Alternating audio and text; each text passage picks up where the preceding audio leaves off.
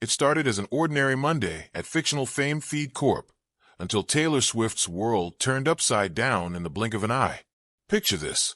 The office buzzes with deadlines and daydreams, and Taylor, the bright-eyed newcomer, arrives ready to learn the ropes. But a clique of self-styled elite managers has other plans. In one shocking moment, they snip away her trademark hair, hoping to shatter her confidence forever. What they don't know is that Taylor's spirit is unbreakable, and that snip becomes the spark for a comeback no one saw coming.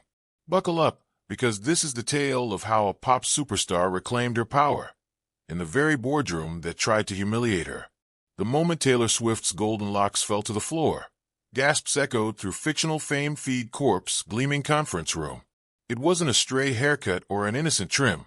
Instead, a clique of elite co-workers had cornered her at her own desk and sheared off her signature mane, leaving Taylor stunned and humiliated. Heads turned. Phones clicked. Even the CEO's portrait seemed to shiver in shock.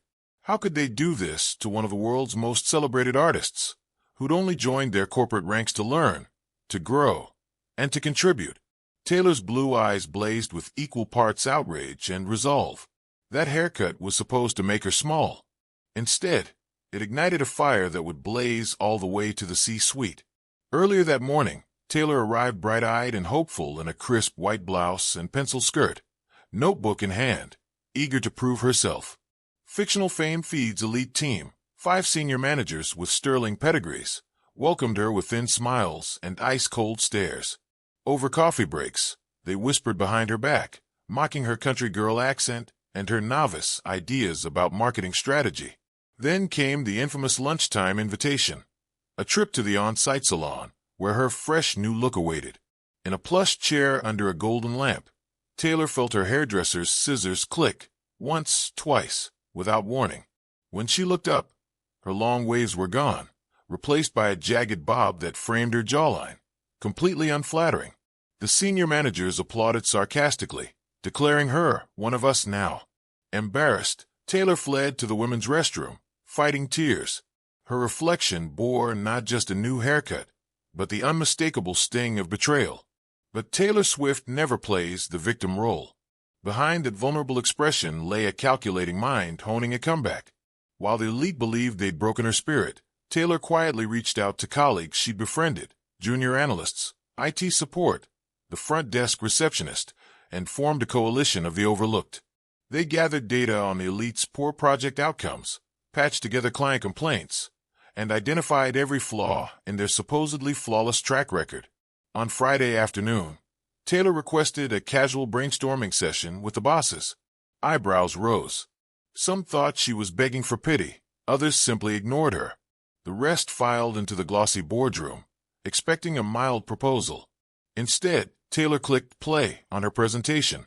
Slides of rising social media backlash against workplace bullying, charts showing how the elite strategies had underperformed, and a dramatic video mashup of their backhanded compliments and rude pranks. Murmurs rippled. Faces paled. As Taylor spoke, her voice was calm but unwavering. She outlined a bold new marketing plan, one that leveraged authenticity, emotional storytelling, and direct consumer engagement. Just like my fans do when they stream my songs, she quipped. She highlighted the coalition's research, proving that empathy-driven campaigns outperformed cutthroat tactics by over 35%. Each data point landed like a punch. By the time she finished, the senior managers were on their feet.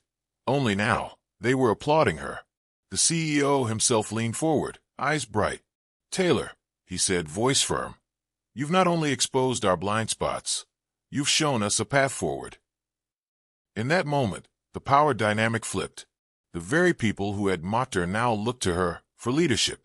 As Taylor closed her laptop, the boardroom buzzed with a new energy, one of respect, collaboration, and genuine excitement. Just 1 week later, the elite managers attended their first workshop, led by Taylor Swift. She strode in with confidence, hair now styled into a sleek, professional cut that framed her determined features. No longer the timid newcomer, she greeted each of them by name, outlining fresh goals and assigning roles. They listened attentively, scribbling notes, nodding in agreement. Taylor's makeover had been more than skins deep. She transformed the company culture, replacing backstabbing cliques with team huddles and mentorship programs. Productivity soared. Client satisfaction skyrocketed. And Taylor? She earned a corner office the size of a small apartment, complete with a piano and a window overlooking downtown. In her mirror, Taylor no longer saw the woman they tried to humiliate. She saw a leader who turned ridicule into resolve, a pop icon who translated showbiz savvy into boardroom brilliance. Fictional Fame Feed Corp had learned a hard lesson. Never underestimate the quiet newcomer, especially if her name is Taylor Swift. Enjoyed Taylor's epic corporate comeback?